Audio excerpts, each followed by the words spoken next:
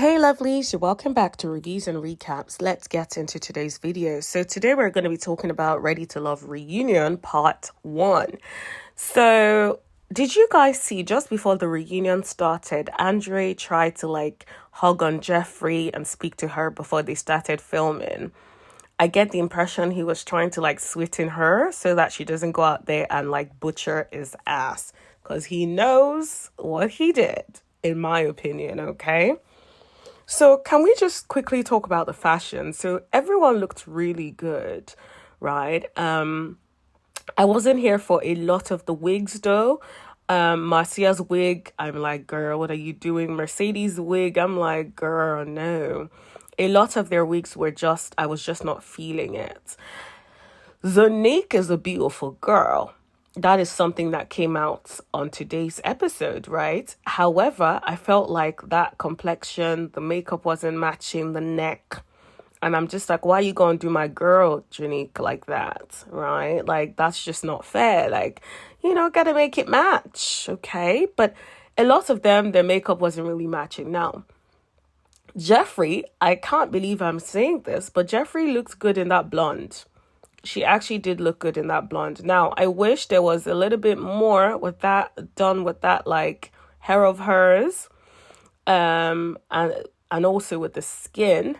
I wasn't feeling the makeup as such, but it was better than what we've seen her wear all season. Okay, so baby steps, I guess. So let's move on to the first couple. So it was Andre and Jeffrey. So Tommy was trying to find out, why did you choose Andre? And girl, there was a pause, honey. She was not saying anything. It was like the pause was speaking for itself. Do you hear me? That pause was all everyone needed to know, okay? So Tommy was like, whoa, that pause is really speaking. What's up? And so Jeffrey was saying that after 2 weeks after they had stopped filming, Andre pulled back. And then they started going back and forth. And then Jeffrey started saying that they had a conversation about where he asked her, why are the fathers of your kids not in the kids' lives? So of course she was like, she told him, but from his end he was like, he wasn't buying it. Here's my thing. You knew this on the show. Why didn't you have those questions for her on the show? Why didn't, even if you didn't want to bring it on the show, why couldn't you question her about it at the time off camera? You didn't. You intentionally acted like you were cool with it because you were trying to get to the last day. That is a problem. That is deceptive. Jeffrey, say what you want about what could have happened, but from day one, she's been open about the fact that they are not in her children's lives. And here's the thing. No matter how terrible Jeffrey is or isn't, right? If a father wants to be in their children's lives, okay, they can make a court application. If it's in the UK, it's something called a child arrangement order, so that you can see your children. Even for a lot of children that are, a lot of parents and men that are terrible, horrific, the worst they get is some sort of supervised custody. It has to be so extreme that the court would say no custody at all, not even indirect, okay? So if they really wanted to be in their children's lives, it is something that a court order will sort out. So say what you want. Oh, yeah, she's keeping them away. Take it to court. Take it to court. It sounds like they don't want the responsibility of having children. Of course, she would have to take accountability for the fact that she keeps choosing this kind of people. Because let me be honest with y'all. If I had a kid out there and the other parent isn't letting me see that kid, there is nothing on earth that will stop me from being able to see that kid. If it means that I have to go and borrow money to make an application to the court so I can see my children, that is what I will do. So when people make excuses for these men, that's how I feel. I feel very strongly about it. If you wanted to see your kid, you will see your kid. right? Like, there've even been instances, I know, and some people will be like, oh, well, you're not in the UK, blah, blah, blah, things are different. Okay. Let me use a personal example of someone I know who was trying to see her children. Her husband took away the kids and she was trying to see the children in Nigeria. She took it to court. Of course, the court process was long and everything. What did she do? She went on social media. She posted about it every day. She posted online. She tagged so many people in it. She created a public buzz to the point where it became a source of embarrassment for the man. And she was bringing videos, she was showing receipts, she was showing all of that. To the point where now the children are with her. So when people say things like, oh, I couldn't see you, stopped me from seeing my children. Nah, you don't want to see your children, bro. Because if you wanted to see your children, you will move heaven and hell to make sure you see those kids. Okay? Anyways, we move. So I feel very passionate about it because I just don't like when people do that. And in any event, back to the Jeffrey and Andre situation. I feel Andre knew this from day one. If it was an issue for him, he should have had a conversation with Jeffrey on or off camera. I don't care how he does it. Before going and say, I choose you. Seriously, bro. The other thing is he's then saying in a private chat with someone else that, oh, she's the one that stopped reaching out to me. I'm like, what? What? Even if she stopped reaching out to you, why did you stop reaching out to her? Also, why didn't you say it in front of her where she could have possibly brought the receipt? You're saying it behind her now because you don't have the receipts and the receipts don't exist and you're lying. That's what that is, in my opinion, okay? So now, moving on to Corveya and Lyndon. So there was a bit of a back and forth at the reunion with Corveya and Lyndon. It seemed like Lyndon was so pressed about the fact that Corveya wants a man who can provide for her. And, I ain't saying she ain't, but she ain't messing with no bro. Basically, that's what it's given, okay? But I understand where she's coming from. If she came from a life where there was poverty, and then they built themselves up and now they've come to a position of wealth, she's thinking, why can't you do that for yourself as well? Now, I feel the way she comes across in her conversations about it on the show is very much giving sugar baby, okay? However, that I don't get the impression that is what she is. She just doesn't know how to communicate and articulate what she needs or wants, right? At the reunion, she definitely articulated it better. But what was interesting was that Corveya and Lyndon were having like a little tete-a-tete, like a little back and forth, right? And so I personally think Lyndon is salty because she said she cannot live with someone who has a roommate. And I think since day one, Lyndon has pretty much been gunning for her after that. However, Lyndon also dropped Jeffrey in the mix and said that Jeffrey told Lyndon that Corveya mentioned that Lyndon tried to kiss her. Now, here's the thing, Corveya. Corveya said she doesn't remember whether Lyndon tried to kiss her or not. I'm like, okay, girl. Okay. Okay. To me, that is ringing that it ain't true. Okay? That is ringing that you said something and then now you want to backpedal, okay? And I say that because when I think, was it Mercier that said, oh yeah, you told us in this, right? That is very much given. And then her response was like, oh, maybe I misunderstood. Like, girl, when someone tried to kiss you, stand by it and said, I said what I said. I said how I felt in that moment and I ain't changing it. Okay. So it was very much given, girl, I don't know what you were driving at. So I'm not here for that. Okay. But also, Jeffrey, why did you go tell Lyndon, sis? Like, what were you trying to do? But according to Jeffrey, she's like, Lyndon is my friend. I'm like, okay, girl, whatever, okay? So now let's talk about Morgan kissing Lyndon, okay? So did you guys see Tony's face when he saw that Morgan and Lyndon kissed? it was very much given, ooh, it was very much given, Tony was pissed, guys. Tony was not having it. Tony looked uncomfortable, and then he was like, oh, he had never knew Morgan kissed Lyndon. He felt so uncomfortable. But this is what was interesting. Whilst he was doing all of that, he was so awfully close to Marcia. He's like trying to snatch that girl. Marcia, if you know what's good for you, you better run away from Tony, honey. He is trying to hit that if he hasn't already. So Tony was like leaning into Marcia. At this point, they might as well be a couple because Tony was all upon her, okay? Did you guys pick that up? Let me know in the comment section below. Like, did you guys actually pick up that, like, she was all over him? Or he was all over her, rather. Well, they were it was both. But yeah, I wasn't here for it. But anyways, let's move on to Zonique and Blue. So Zonique starts saying that Blue was the reason that she got eliminated and the guys didn't use the lifeline. So I guess Zonique probably went to the guys and said, why didn't you use the lifeline? And someone must have snitched and said, Blue did not want to use the lifeline to save Zonique.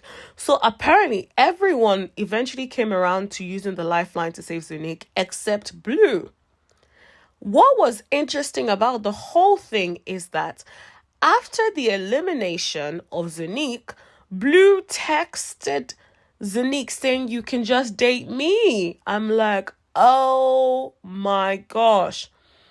I just get the impression that Blue did not want Zonique to have options. So he's like, let me interrupt that. Let's not keep her here so that I can have her all to myself. That is all types of wrong, honey. That is all types of wrong. Guess what, guys? Blue is dating Kayla from last season. Now, I am scared for you, Kayla, and I'll tell you why. Because one, allegedly, Blue has been arrested for some fraud, honey. So, and apparently he's going to be going to jail for 2 years. So are you going to hold it down or are you going to move on? Especially if you've only been dating him for 3 months, okay? There is that. But not just that. There was one of the girls, the girl that left early. I can't remember her name. She was the first one to leave, right? Or the second one to leave. The one that was so nervous and very sweaty all the time. She was not feeling the fact that Kayla was dating Blue. So she's like, if Kayla knew our recent conversation, I'm sure there will be a problem. I'm like, girl, what is this conversation? I need to see it. Can someone interview this girl so I can see it, please? I want to see the conversation. I need to see the conversation, okay? Don't let Blue get away with it. Because everyone is talking about Blue being such a good man. And so this and so that. Girl. We need to see the receipts. So if you're gonna say it, bring the receipts, please. That is the whole point of a reunion, sister. Okay? Anyways, moving on. So Uncle Tommy starts talking about not all heroes wear capes. Let's look at the journey of Advocate Sue. When I tell you that I cried, honey, I was like, what? At this point, Sue needs to thank Jeffrey for that name. Jeffrey gave her the whole advocate thing, honey. And she's like, well, I'm a lawyer. I'm like, yes, girl, you better own that name, Advocate Sue. You better own it. Anyway, so Blake and Sue are in a relationship. No shock there. They need to enjoy. They're both boring. Enjoy your boring selves, guys. And move out of my face. Like, there was nothing. It wasn't giving anything. Their segment, I was just like, oh, fast forward, please. Fabrica, whatever, joined my video link. I'm not even going to dignify that with anything. We move. Can we talk about Lyndon and Morgan and Tony, okay? So they were talking about this whole triangle and what happened during the season. And so it was basically like, okay, so why did Lyndon, why did Tony tell Lyndon that if Marcia was still here, he could have Morgan, right? So he's like, I think Lyndon broke the bro code, blah, blah, blah. I'm like, guy, that's not the question. Why did you tell Lyndon this? Why did you do it? right? So he's like, oh, bro code, bro code, bro code. Then Morgan was like, did you mean it? He's like, no, I didn't. I'm like, bro, I think he meant it. I think he meant it, sis. I think he did. He wanted to smash both of your man. He didn't see nothing. He just wanted to smash. He just wanted to smash, okay? So Morgan decides to tell us that they both, so her and Tony, continued dating after the show. So they start going back and forth. Tony is like, oh, there's a toxic attraction between them. I'm like, yeah, it is so obvious. It is toxic. And Morgan is like, ain't nothing about my love toxic. I'm like, girl, sister, take it from me. You need therapy, honey, because why are you so attracted to this toxicity? Nobody can bring this level of toxicity in my life and they wouldn't have been gone since last year. Like, that ain't like, for you to still go after choosing yourself on the show, to still date this man, that is a madness. And so then she starts talking about like how he didn't really put in effort to dating her. And then she's like, oh, you had a diamond in your hand and you fumbled it. I'm like, okay, girl. Cool, cool, cool. And then Tony was talking about you missed your blessing. I'm like, what? So Morgan was like, what blessing? I would destroy you. I was like, girl. Okay. Time out, guys. Time out. I don't know what it is about like feeling like because someone hurts you, you have to fully annihilate them. Now, take it from me. I used to be that person. I used to be that person that when you did something to me, if I got to write it down so I can remember, so that I can take my revenge and make sure it is sweet, and I could wait for years and make sure it's right. I used to be that person. But that's not the kind of life you want to be, because it's like you're holding on to offense, you're holding on to anger, you're holding on to resentment, you're holding on to bitterness. It is terrible. Let it go. Now, people do stuff to me I can't even remember. I don't even care. That is where you need to get to, including men that have done outrageous, crazy things to me, right? There is no need for me to try to get the revenge, because guess who is the one that says vengeance is mine? The Lord said that. And guess what he gonna do? He gonna whoop that ass into shape. I ain't gotta do it. He will do it, And so that's how I see it. So that's why I'm like, bro, I ain't gotta do nothing. I'm gonna relax and let God take care of it, okay? That's what Morgan needs to start doing. But she needs to do a lot of internal work. There is something within her that is attracted to toxicity, same as Tony. Tony is toxic, Tony is controlling, and he's attracted to toxicity. So they're both attracting toxicity. And so they're both a toxic match. I completely agree with Tony about that. Completely. This is the part that got me. Morgan then says, Tony is a monster. I'm like, okay. You are saying someone is a monster, but you dated him. And most likely you will still go back to him. I pray she doesn't, guys. But the way she moves like she will still go back to him. That is the issue that I have with Morgan. I'm like, Morgan, you need to wake up. You say you want these things, but for you to enter a loving, successful relationship that will end in marriage, you need to work on yourself. You're very toxic. Take it from me, girl. I love you. I think you're banging. I think you're a beautiful woman, but you are toxic. You are attracted to toxicity, which means there's something within you that is toxic. So you need to get that checked out. You need to get that cleansed. And then you can attract the kind of man that you need to be with for the long haul. This is the part that got me, okay? When Morgan walked off the stage, Tony follows her, okay? And then she's like, I need to be alone. I don't want to talk to you right now. I need to be alone. And Tony is still pushing. He's still trying to get in. And I'm like, this is a problem, sir. You are controlling. When someone tells you, leave me alone, you leave them alone, sir. You leave them alone. What is your problem, my G? What is it? Like, for me, that was just That was like red flag on red flag on red flag, bro. And he kept saying, I need to talk to her. I need to talk to her. No, you do not. She is saying, I need my space right now. Why can't you respect that? That's how I feel, okay? On that note, let me know what you guys think in the comment section below. Give this video a thumbs up if you haven't already. And make sure you subscribe and tap that bell for notifications so you know every single time that I post. Also, let me know in the comment section below what you actually think about this episode. Was it better than the whole season put together? All in favor say aye, okay? All right, I'll see you guys later. Bye.